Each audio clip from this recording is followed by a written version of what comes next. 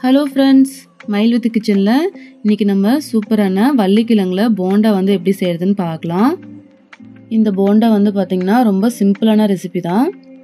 இப்போ அதை எப்படி செய்யலான்னு பார்க்கலாம். நான் ஃபஸ்ட்டு ஒரு 1/2 கிலோ அளவுக்கு வள்ளிக்கிழங்கை வேக வச்சு கட் பண்ணி எடுத்து வச்சுருக்கேன். இப்போ இதை நல்லா மசிக்க எடுத்துக்கலாம்.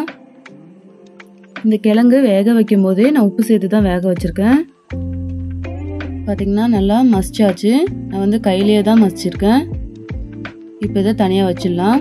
இப்போ ஒரு பாத்திரத்தில் கொஞ்சமாக எண்ணெய் விட்டுட்டு எண்ணெய் நல்லா சூடானதும் கடுகு, 1/2 ஸ்பூன் அளவுக்கு சீரகம், பொடியாக நறுக்குன பெரிய வெங்காயம் 1,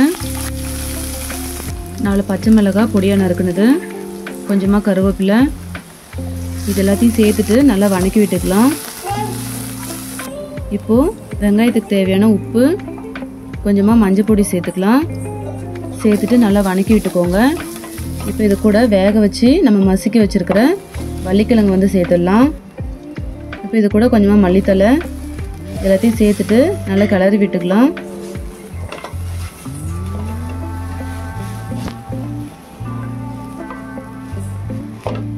ஓரளவுக்கு அந்த கிழங்கு வந்து மசியணும். அப்போ தான் நமக்கு வந்து உருண்டை பிடிக்கும் போது ஈஸியாக இருக்கும். அவ்வளோதான், மசாலா வந்து ரெடி ஆகிடுச்சு. இப்போ இது கொஞ்சம் நேரம் ஆறட்டும். இப்போ ஆறிடுச்சு. இப்போ நம்ம இதை வந்து உருண்டை பிடிச்சிக்கலாம். நான் வந்து ஒரு மீடியம் சைஸில் உருண்டை வந்து பிடிச்சி எடுத்துக்கிறேன். இப்போ எல்லா மசாலாவும் உருண்டை பிடிச்சாச்சு. இப்போது கிழங்குக்கு தேவையான மேல் மாவு வந்து ரெடி பண்ணிக்கலாம்.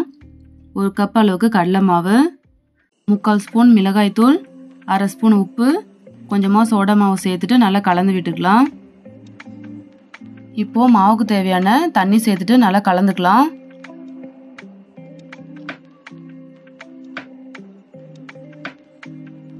கட்டி இல்லாமல் நல்லா கலந்து விட்டுக்கலாம். இன்னும் கொஞ்சம் தண்ணி சேர்த்துட்டு நான் வந்து கலந்துக்கிறேன். மாவு வந்து பார்த்தீங்கன்னா ரொம்ப தண்ணி மாதிரி இருக்கக்கூடாது, கெட்டியாகவும் இருக்கக்கூடாது, மீடியமாக இருக்கணும். மாவு பார்த்தீங்கன்னா அந்த மசாலாவில் வந்து நல்லா ஒட்டுற மாதிரி இருக்கணும். இப்போது மேல் மாவு வந்து ரெடி ஆகிடுச்சு. இப்போ இன்னொரு பாத்திரத்தில் எண்ணெய் நல்லா சூடு பண்ணிக்கலாம். இப்போது கரைச்சி வச்சுருக்கிற மாவில் இந்த மசாலா உருண்டையை போட்டு நல்லா பரட்டி எடுத்துக்கலாம். எண்ணெய் நல்லா சூடாயிடுச்சு. இப்போ ஒன்றா போட்டு பொரிச்சு எடுத்துடலாம்.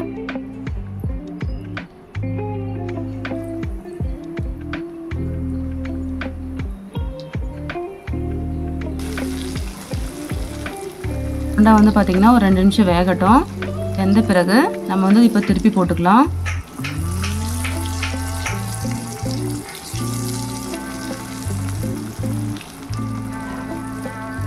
திருப்பி போட்டுட்டு இப்போ வந்து நல்லா கலர் வரட்டும். போண்டா கலர் வந்த பிறகு எடுத்துடலாம்.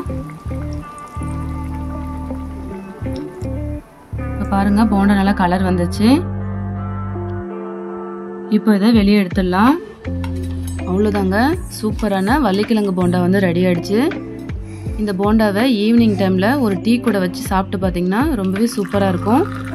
இந்த ரெசிபி நீங்களும் வீட்டில் ட்ரை பண்ணி பாருங்கள். எப்படி இருக்குன்னு கமெண்டில் சொல்லுங்கள்.